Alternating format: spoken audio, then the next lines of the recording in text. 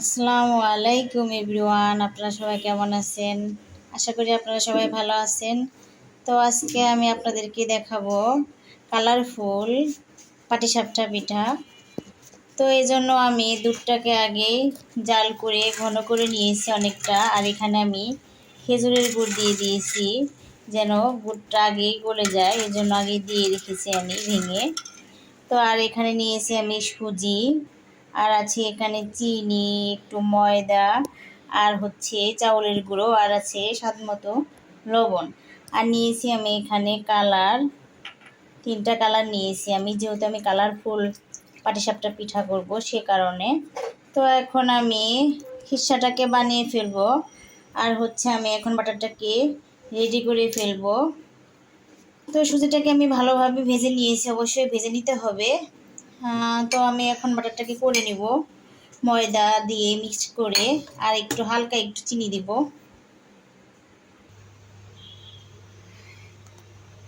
তো আমাদের খিরিসাটা রেডি হয়ে গেছে। তো আর এখন আমাদের বাটারটাও 20 মিনিট আমি রেস্টে রেখে দিয়েছিলাম। তো বাটারের ঘনত্ব ঠিক এমন হবে। তো আর আমি 3টা কালার নিয়ে নিয়েছি, এখানে একটা চকলেট কালার, আর সিরিঞ্জ নিয়েছি আমি, সিরিঞ্জ দিয়ে দিব।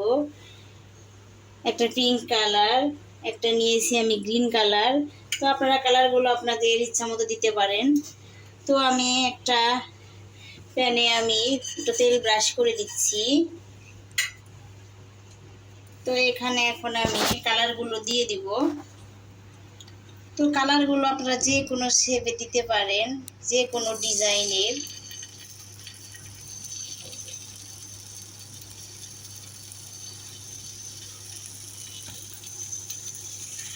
তো আমি এভাবে রাউন্ড রাউন্ড করে দিয়ে দিচ্ছি।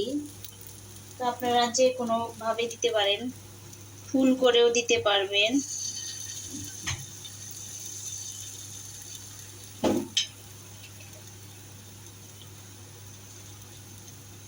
আমি মাঝখানে চকলেট কালারটা দিয়ে দিচ্ছি। তো এখন এগুলো একটু শুকিয়ে যাবার পর আমি বাটারটা একটু দিয়ে দেবো এর উপর, সাদা বাটারটা।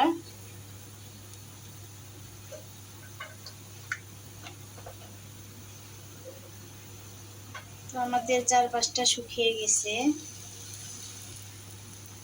তো আমি এখন এখানে বাটার দিয়ে দিলাম উপরে। তো এখন আমি একটু ঘুরিয়ে দিব গোল করে।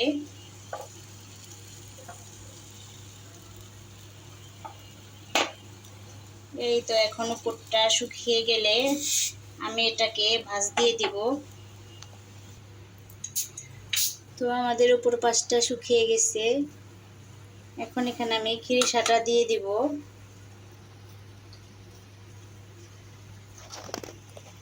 তো খিরিসাটা কিন্তু পোলার চাউল গুঁড়া করে দিলেও ভালো লাগে খেতে। তো আমি আজকে ওটা করিনি,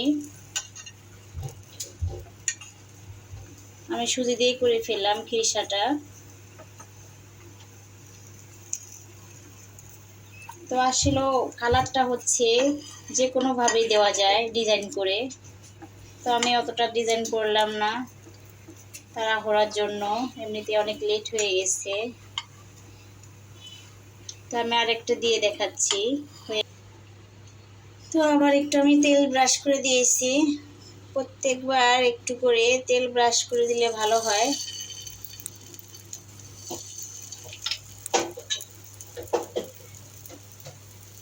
না দিলেও সমস্যা নেই, কারণ ফ্রাই প্যানে এমনিতেই উঠে যায়, ভয়ের কিছু নেই।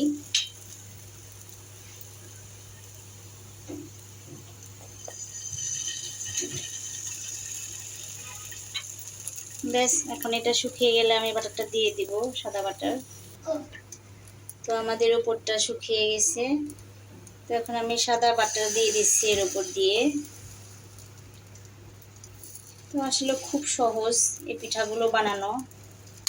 এখন এটা ঘুরিয়ে দিলেই হবে।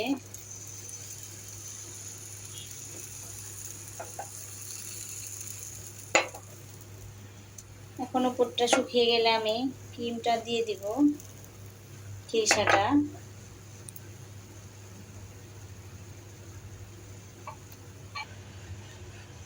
তো আমি এক এক সরিষাগুলো দিয়ে দিলাম। উপরটা শুকিয়ে গেছে, তো এখন আমি এটাকে ভাজ দিয়ে দিব।